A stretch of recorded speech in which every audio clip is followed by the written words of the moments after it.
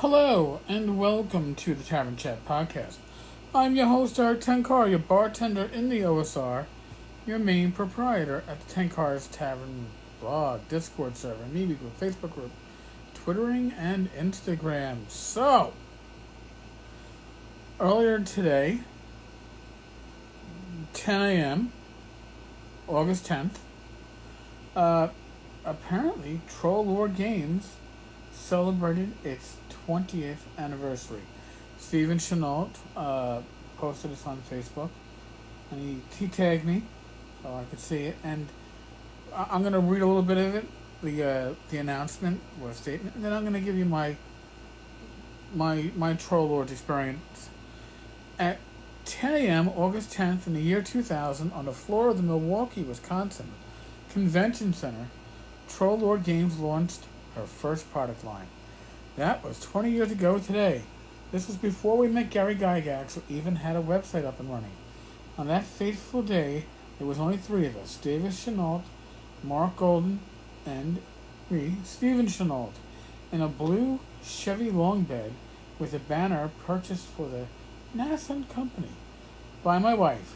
We didn't have massive expectations, only a bit of hope that this might turn into something bigger. We brought 3 adventures for the Sword and Sorcery RPG, created by Mac and Davis, and the After Winter Dark, a fantasy campaign setting, and a map of the world of Erde by Steven Chenault, later Erde.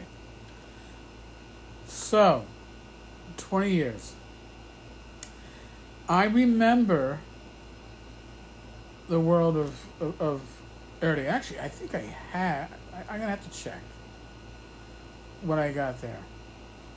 After Winter Dark, I know I have that.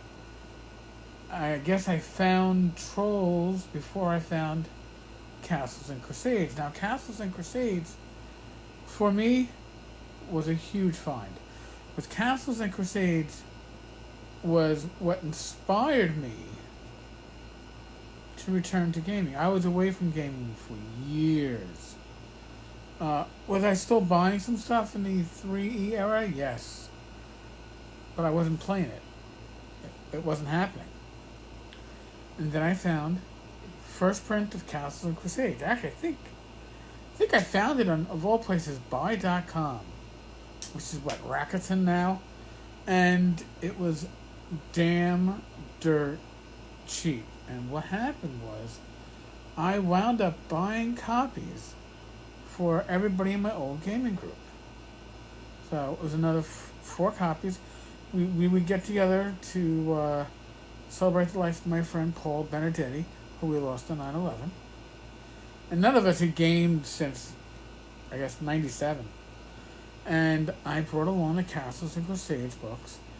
And it was special. It was a renewal of our love of gaming. And then I remember the Crusader magazine. And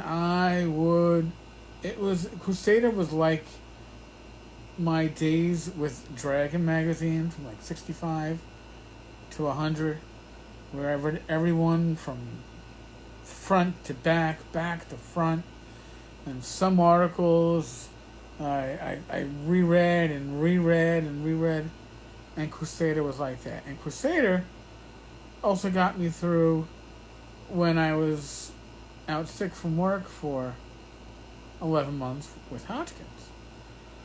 So, no, I wasn't playing, but yes, I was in my head preparing. So,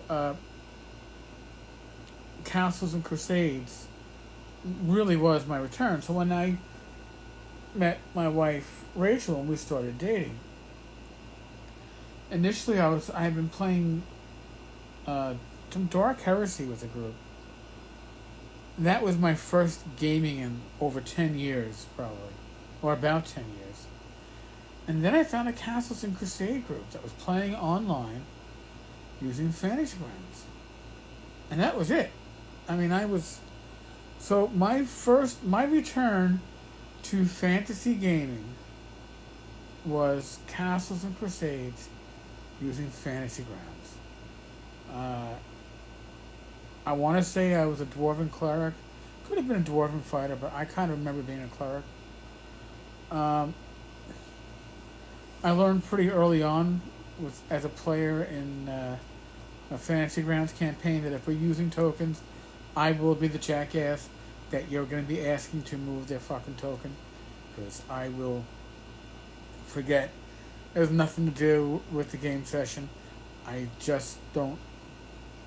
I don't think that way. So, and it's happened in later games. Anytime I've played when we use tokens, even in Tim Schwartz's game, I would have Matt Jackson or Joe the lawyer going to me, yo, Temper, Eric, move your token, move it. It's just, I forget. We never really played with miniatures when I was playing in my, junior high school, college days. If we had miniatures, it was for the marching order and to imagine what you kind of looked like, not to actually set up the combat scenes. So, who could afford it?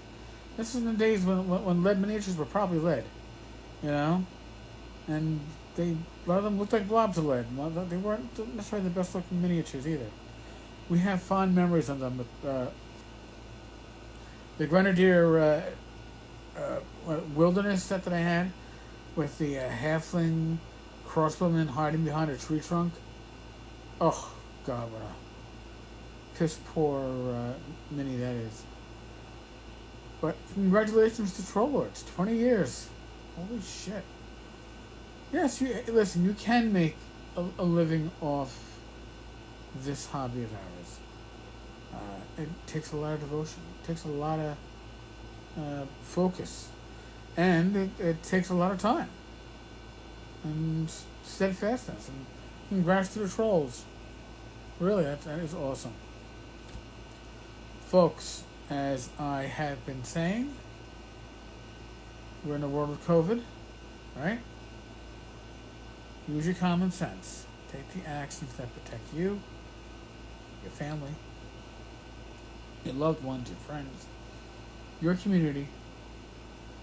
And if you need direction, if you need advice, seek out that from a medical professional, not some fucking jackass of the podcast.